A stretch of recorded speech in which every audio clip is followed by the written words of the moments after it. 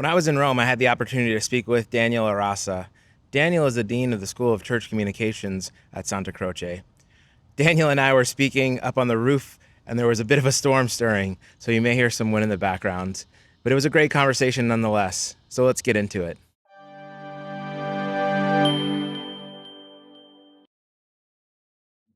Welcome, everybody. So we are here today with Daniel Arasa. Daniel is the Dean of the School of Church Communications here at Santa Croce, and we're still here in Rome. If you've been watching all these videos, this is probably, I think, number 6 that we're filming this week.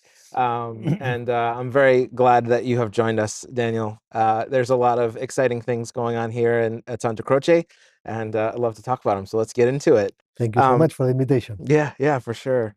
How does your background in journalism, theology, television, and radio shape your approach to communication within the Catholic institutional context? Well, any background, any formation that a person has is helpful, no, for the work that they do in the future somehow. No? I think in my case that helps me to understand the importance of transmitting the faith and presenting the gospel and the message of the church in many different ways. As you know, in the Acts of the Apostles, there is this expression that there is the gift of tongues, no? By the Holy Spirit. I think somehow the idea of having a formation in different media languages is like understanding the importance and the need of presenting the gospel and the faith to different people with different channels, with different languages in different moments. So I think it's always a possibility of putting that into practice. Yeah. What about experiences from earlier in your career in secular media? How have they influenced your decision to focus on institutional and church communications? Well, I would say that God has His ways, no? Yeah. So you never understand everything perfectly, but certainly, in my case, it was very clear. I was working as a journalist for a news agency, following politics, following culture, following local news, different aspects in a news agency, and at the same time, while I was doing this as Catholic, I was also forming myself in theology and understanding better my faith. And I was proposed the opportunity of coming to Rome to deepen into my theological studies, and I said yes. And coming to Rome gave me the opportunity or the knowledge or the connection with the School of Communications, and since that they offered me the possibility of working here, and I said yes, and here I am. No? So in that sense, I'm glad and I'm thankful to God, because certainly thanks to this possibility, I have doing many things that I would not have done if I had been just in Barcelona. Yeah. And how long ago did you arrive here? I came to Rome in 1998. Okay. February 1998. Wow. I first finished my theological studies.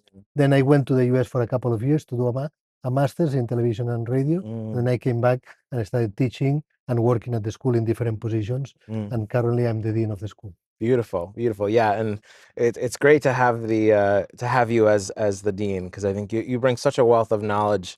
We spent a little time together in Los Angeles, and really just very impressive to spend time with you. And I think that any students who are considering should really consider strongly Santa Croce. But not for me, because certainly studying church communications in Rome is an element that not everybody can have. So in that sense, I would encourage anybody who is interested in communications to do that. Yeah, for sure. What about Pope Francis? He appointed you as a consultor to the dicastery for communication.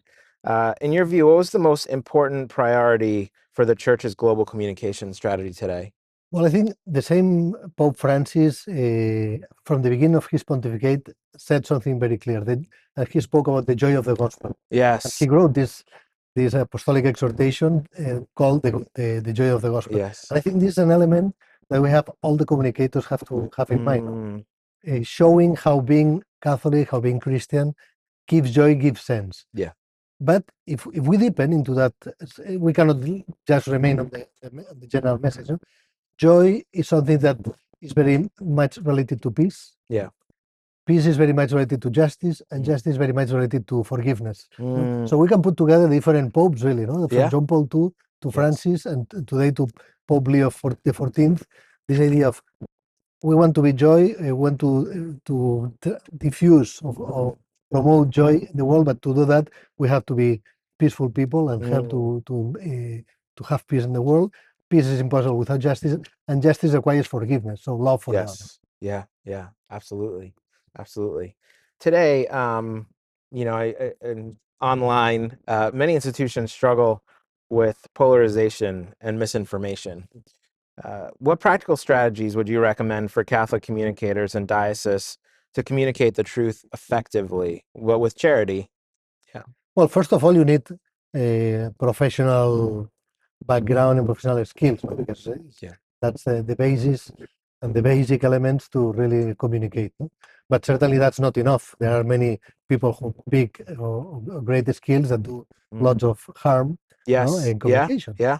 So in that sense, these skills need to be united, as you said, to the principle of charity. Mm. So charity is something that needs to guide every communications, and being charitable means not falling into polarization, no? Right. And promoting dialogue.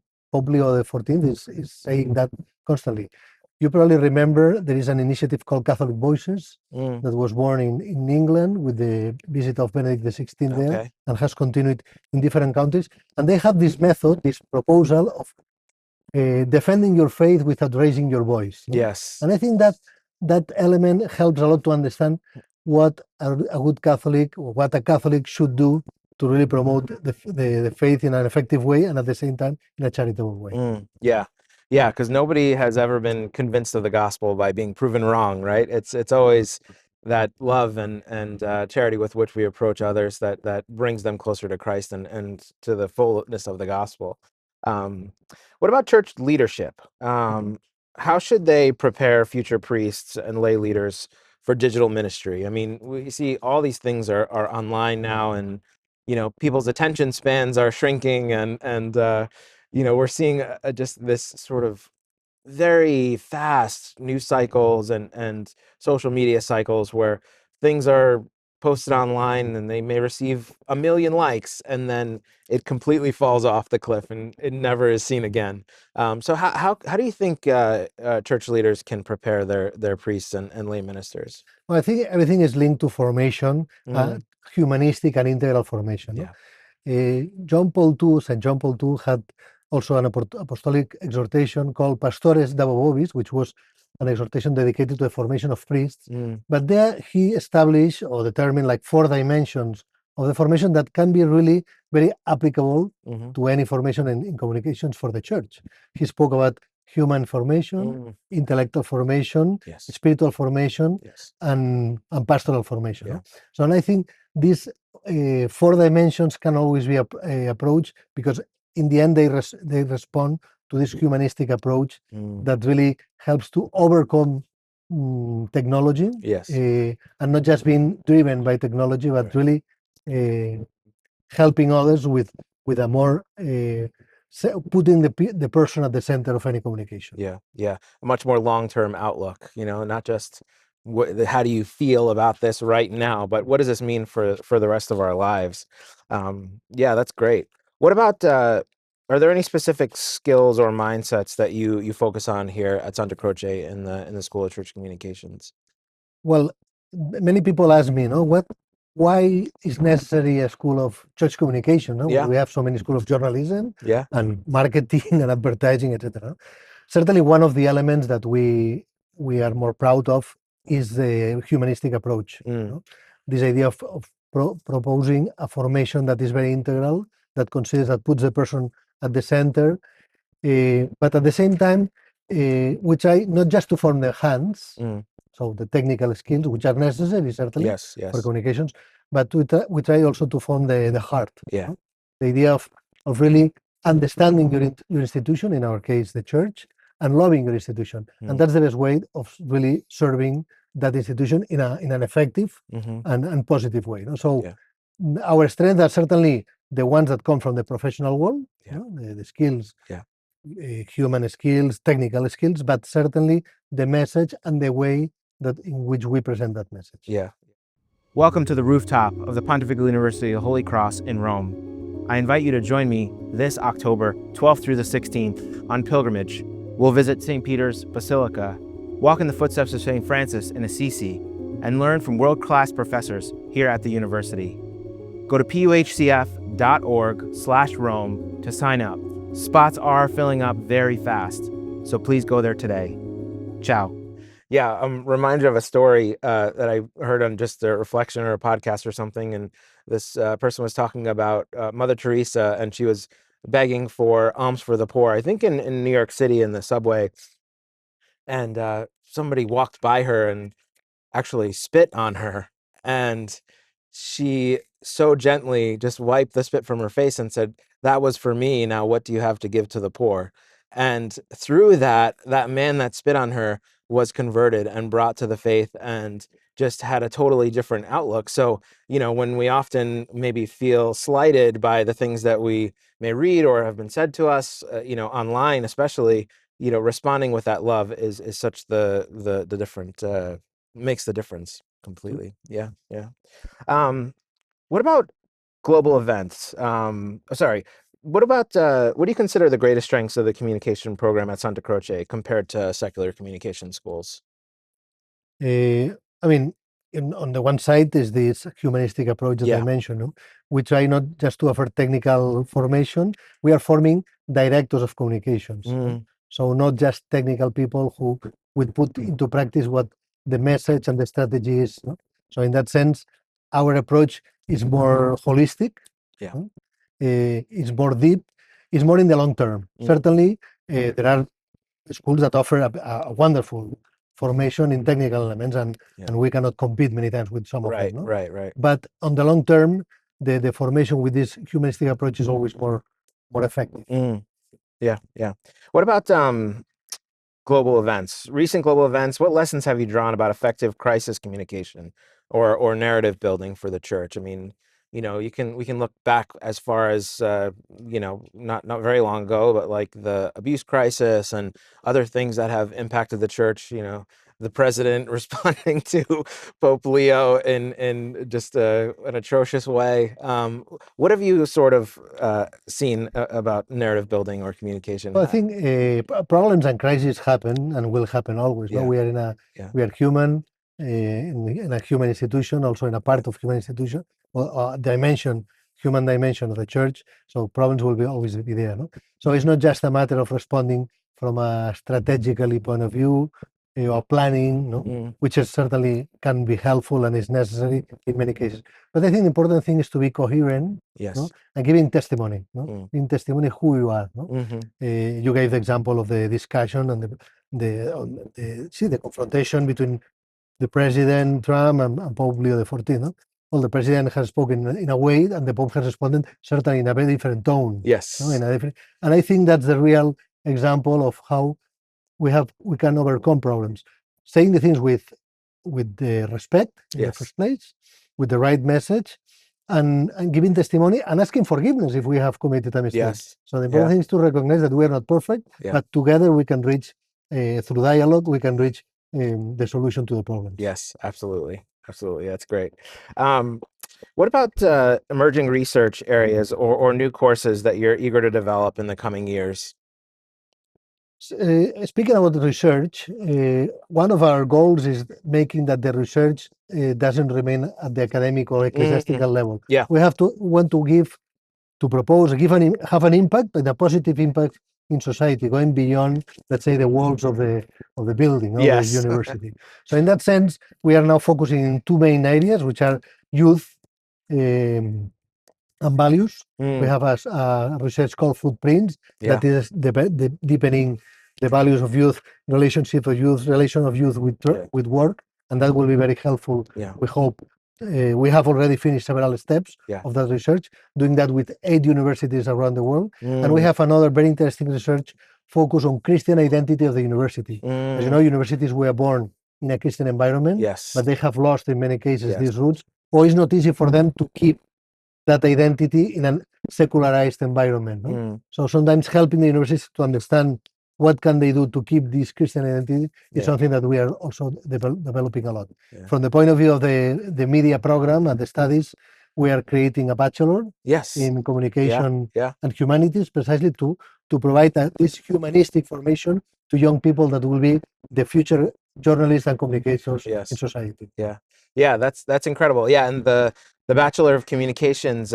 We'll put links to the research projects down in the description, and also to the new Bachelor of Communications that you have here. And yeah, one of the things that we've talked a little bit about is the opportunity for American students to come study here.